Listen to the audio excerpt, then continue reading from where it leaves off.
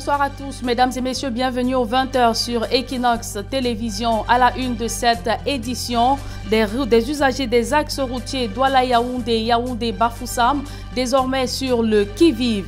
Elles ont échappé belles après l'affaissement de plusieurs pans de la chaussée sur ces différents axes routiers. Et si rien n'est fait dans l'urgence, l'on redoute un trafic routier.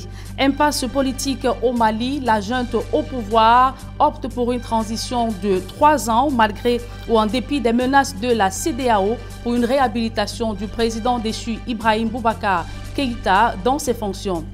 Quelle meilleure alternance pour le Mali au moment où les pro-IBK exigent son retour et une partie du peuple soutient les poutistes. Nous allons le voir dans ce journal.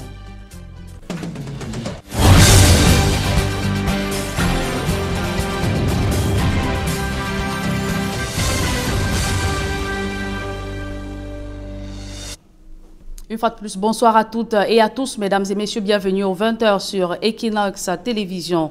D'abord, cette information, des centaines de familles du quartier Bodjongo à Bonaberi passeront la nuit à la Belle Étoile. Ces familles ont été déguerpies à la suite d'un litige qui les oppose à un particulier. Les habitants de ce quartier situé dans le 4e arrondissement de la ville de Douala appellent les pouvoirs publics à l'aide. Selon eux, cette affaire est encore pendante devant les juridictions. D'autres précisions dans ce reportage de Robert Mokobe et Xavier Foka. Déménagement forcé pour des centaines de familles au lieu dit Bodjongo à Bonaberi dans le 4e arrondissement de Douala. Dans un méli-mélo dans lequel s'entremêlent les bruits de moteurs, les bruits de marteaux et des voix humaines, chacun tente de sauver ce qui lui appartient. À l'origine de ce déguerpissement, un litige qui oppose un particulier à ses habitants.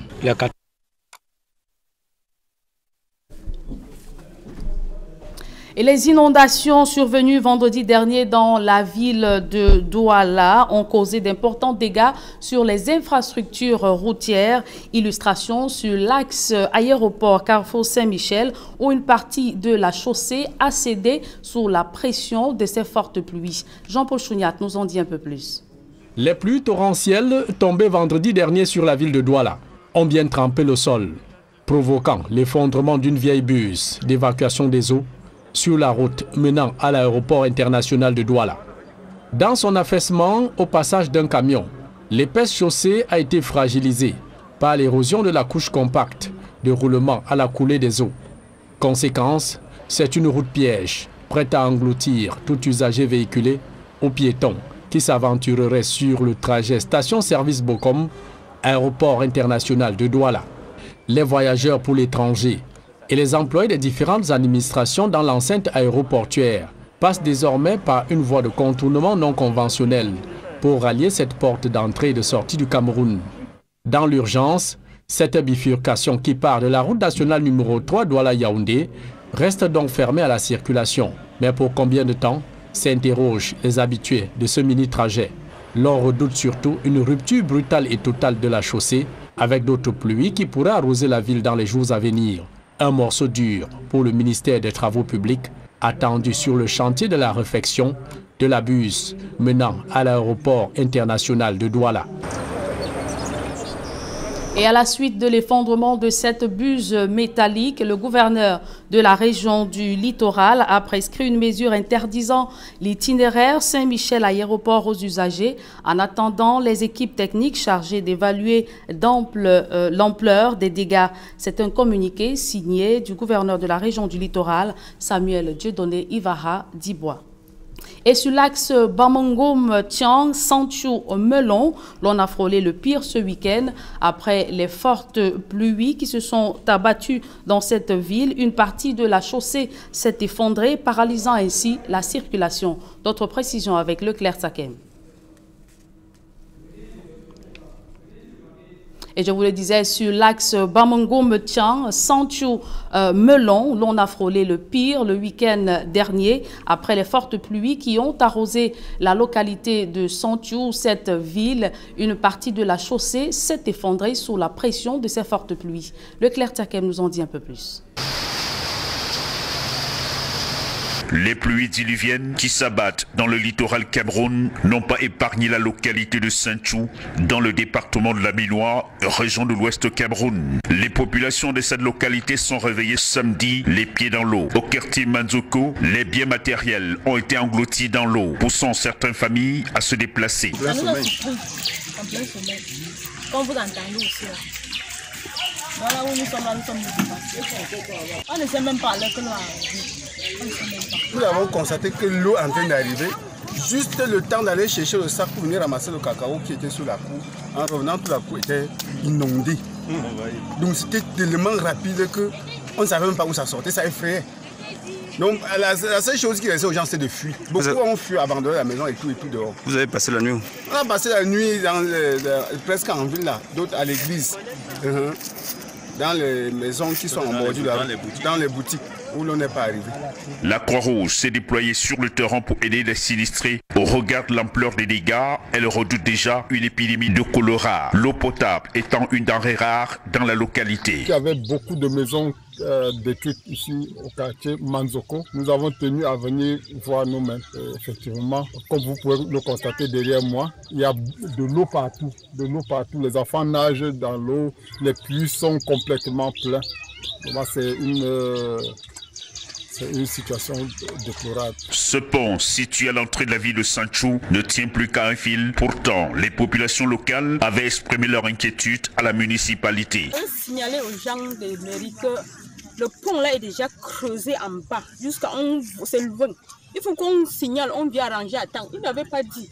Voilà comme c'est déjà tombé. S'ils comprenaient mes paroles, ils ont déjà arrangé. Le débit d'eau qui est là, c'est un débit d'eau qui n'avait jamais été.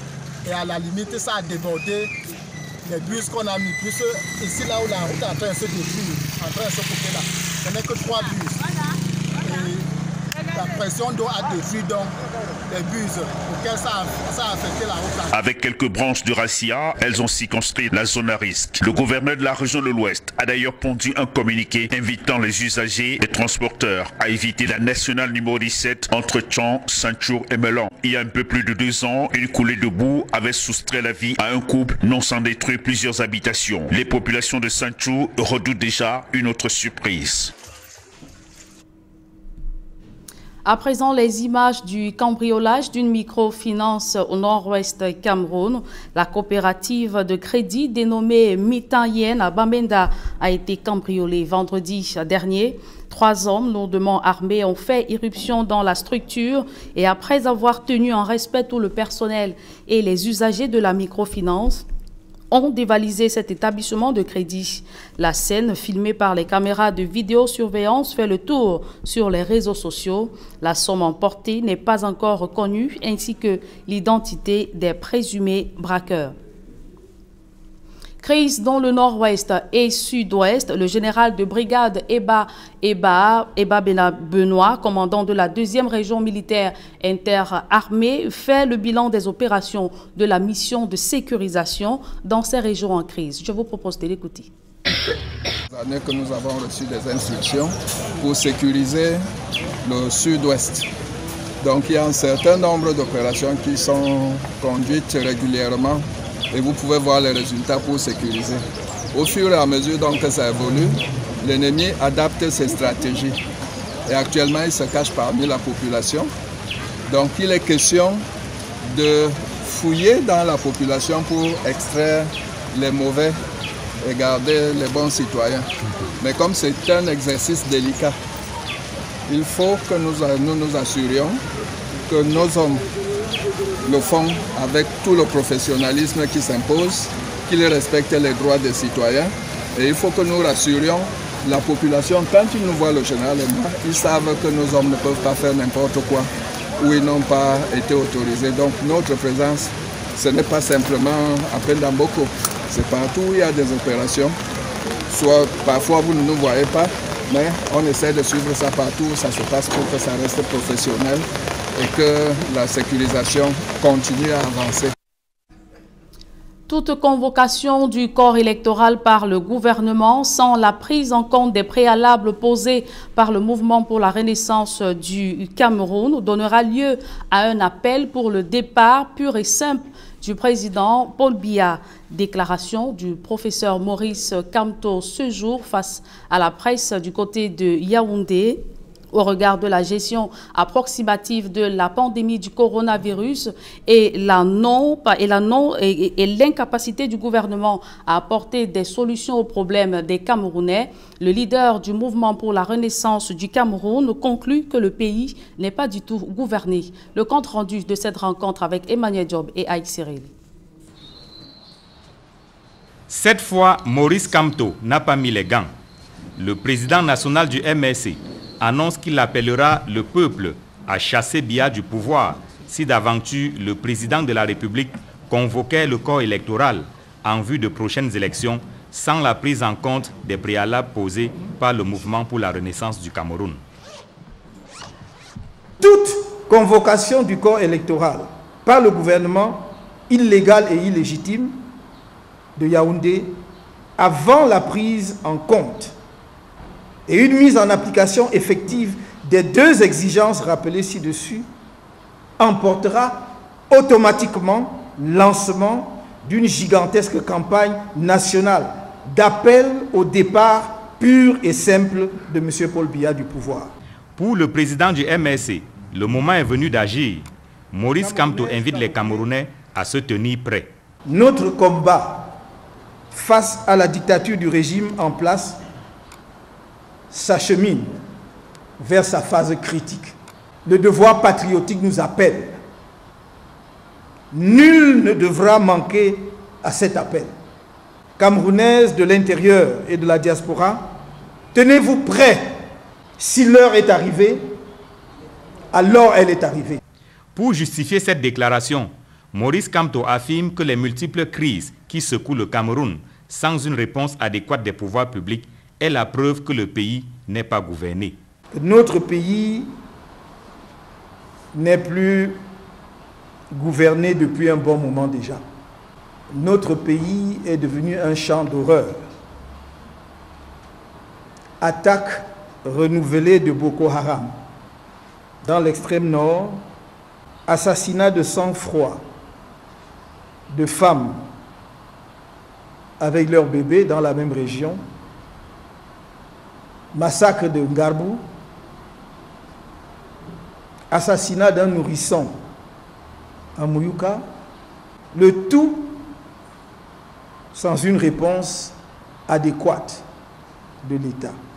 Le glissement de la canne ainsi que les scandales financiers qui émaillent selon lui la gestion du coronavirus au Cameroun est une autre preuve de l'échec du régime de Yaoundé.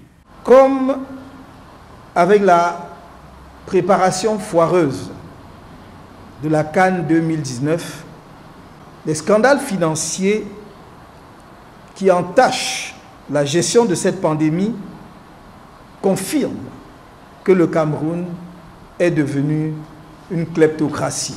Il avait déjà donné un ultimatum de 7 jours à Paul Biya. Cette fois, Maurice Kamto met en garde et engage le président de la République à convoquer un véritable dialogue politique afin de résoudre les crises multiformes qui minent le Cameroun. Avant la prise en compte justement de la gestion de la pandémie du coronavirus, le ministre de la Santé publique a tenu une réunion d'analyse de la riposte de la pandémie au Cameroun. Le docteur Manaouda Malachi a fait une mise au point de la stratégie des 3T à travers le tracking des potentiels cas positifs, les tests massifs par la population, par la multiplication des équipes des sites de dépistage et le traitement précoce des personnes testées positives. Cette stratégie des 3T a porté ses fruits, affirme le ministre Manaouda Malachi, sur la base du taux de guérison 91%, les risques de contamination 0,2%. Mettons le cap à présent sur Lolodorf, une ville aux multiples vestiges de la colonisation. Elle est malheureusement à l'abandon. La plupart des infrastructures de cette localité datent depuis l'époque coloniale. D'autres précisions avec Joël Niem et Eric Fopossi. Lolodof, localité située dans le département de l'Océan, région du Sud, ville pourtant prédestinée aux retombées du tourisme, du fait de ses multiples vestiges de l'époque coloniale, est aujourd'hui l'ombre d'elle-même, avec à la clé des problèmes à l'appel.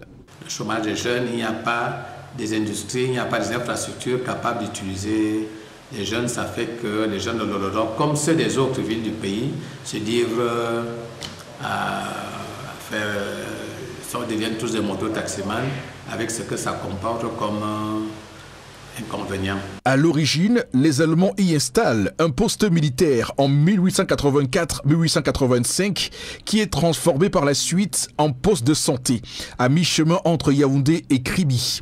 Les traces de cette présence restent perceptibles. Voilà le parking allemand. C'est cette grotte qu'on a creusée comme ça, hein? À l'époque. Ils ont monté les murs, mais ils ont exploité cette pierre. Donc quand tu es là-bas, tu ne peux pas t'imaginer qu'il y a un véhicule. Dans cette vieille ville de plus d'une centaine d'années, la résidence actuelle du sous-préfet et la sous-préfecture ont même été construites par des ressortissants du pays d'Angela Merkel. Et d'autres souvenirs encore meublent le quotidien de Lolodof. Vous avez le tribunal, ce qu'on appelle le site du tribunal allemand, qui est en délabrement très avancé aujourd'hui. Vous avez au tribunal. La petite histoire raconte, je ne sais pas dans quelle mesure cela est vérifié, qu'une des audiences du tribunal de Martin Poulo-Samba a eu lieu dans ce tribunal que vous avez visité plus bas. La victoire des Alliés à la Première Guerre mondiale entraîne le départ des Allemands et l'arrivée de la France sous le mandat de la Société des Nations SDN. Lolodof assume son héritage colonial français. Le pont en fer, le pont que vous avez vu, qui date de 1918, parce que quand les Allemands battent en retraite, ils vont détruire le pont qu'ils avaient construit sur la Lokoundje, ils vont détruire ce pont. Et c'est sur ce site-là que se trouve le nouveau pont actuel, le pont camerounais actuel. Donc quand les Alliés arrivent, ils vont donc reconstruire rapidement un autre pont en fer qui date de 1918. Ça, c'est un peu la période transitoire, donc c'est le premier ouvrage de la colonisation française. Avec un tel héritage, Lolodof aurait pu être une destination touristique de choix et ainsi drainer un maximum de visiteurs chaque année. Malheureusement, l'authenticité de la période coloniale disparaît dans une insouciance générale. À l'étranger, au Mali, la junte au pouvoir opte pour une transition de 3 ans avec à sa tête un militaire, malgré les négociations avec les émissaires de la CEDEAO. Jean Pouchouniat. Venu au Mali, avec la détermination de faire réhabiliter le président déchu Ibrahim Boubacar Keïta dans ses fonctions de chef de l'État, la délégation de la CEDEAO n'a pu convaincre la junte militaire sur la nécessité d'un retour à l'ordre constitutionnel. Les nouveaux hommes forts de Bamako annoncent plutôt une transition politique de 3 ans. Durant cette période, un militaire dirigera le pays en qualité de président de la République avec un gouvernement constitué en majorité d'hommes maintenus. Une pointe de déception pour Goodluck Jonathan, chef de la mission de la CEDEAO au Mali. We have reached a number of agreements, but we have not reached agreement in all the issues. Donc nous avons pu nous entendre sur certains points, mais pas encore sur l'ensemble des points de discussion. La junte au pouvoir se fixe pour principale mission refonder les bases de la République du Mali, confirmant ainsi sa détermination à aller jusqu'au bout, en dépit des sanctions de la Communauté économique des États de l'Afrique de l'Ouest, qui a mis le Mali sous embargo quelques jours après le coup de force du 18 août dernier. Aux yeux du monde entier, on vient de voir que l'aile militaire du peuple considère que nous sommes aussi l'aile politique et que nous devons aller ensemble pour préparer la transition, réussir la transition. Les émissaires de la CEDEAO, sous la conduite de l'ex-président nigérian Goodluck Jonathan, sont repartis de Bamako avec un maigre lot de consolation, à savoir la libération de Ibeka et son premier ministre Boubou Cissé, tous deux détenus à Kati, quartier général de la mutinerie, situé à 15 km de la capitale Bamako. De sources au sein de la junte au pouvoir, le président Ibeka sera libéré et pourra même aller se soigner à l'étranger s'il le désire, de même que son premier ministre placé dans une résidence sécurisée à Bamako. Des déclarations faites à demi-mot par le colonel-major Ismaël Ouagé au sorti des échanges avec la délégation de la CEDEAO. On a eu des points de compromis sur certains aspects. Une nouvelle rencontre entre la junte militaire au pouvoir et la mission de la CEDEAO est prévue à Bamako ce jeudi 27 août 2020. Réunion dite de la dernière chance pour tenter de concilier tout le peuple malien divisé entre les partisans d'Ibrahim Boubacar Keïta, le président déchu, et la majorité des Maliens qui soutiennent les militaires au pouvoir. Et c'est avec ce reportage, mesdames et messieurs, que nous mettons un terme à cette édition du journal. Merci de l'avoir suivi. Retrouvez tout de suite Serge Alain Autou pour la deuxième partie d'Equinox Soir. Serge Alain. Voilà, Nadine, c'est pas Nadine, Julienne Berthe-Bissaye, on va s'y faire. Hein. Julienne Berthe-Bissaye, le professeur Maurice Kamto, président du mouvement pour la renaissance du Cameroun, était face à la presse cet après-midi à Yaoundé. Pour le président du mouvement pour la renaissance du Cameroun, si les préalables pour un retour à la paix dans les deux régions anglophones ne sont pas réunis, le professeur Maurice Kamto promet d'appeler le peuple à descendre dans les rues pour faire partir le président Paul Biya. Voilà, les pluies de jeudi à vendredi dernier, on en parle toujours. Beaucoup de dégâts au niveau des axes routiers du Cameroun. Je ne vous le fais pas dire, Serge Alain Autou, c'était un week-end difficile pour les usagers des axes routiers Bafoussam-Douala, Douala-Yaoundé. L'affaissement des pans de la chaussée de ces différents axes routiers ont paralysé la circulation sur ces différentes routes. Les voyageurs étaient obligés de passer des heures sur place. Voilà, Julienne Berthe-Bissaye, c'est dans l'essentiel, l'Equinox Soir, deuxième partie. Bonne soirée à vous, Julienne. Très bonne soirée à vous, Serge. Rendez-vous demain 20h.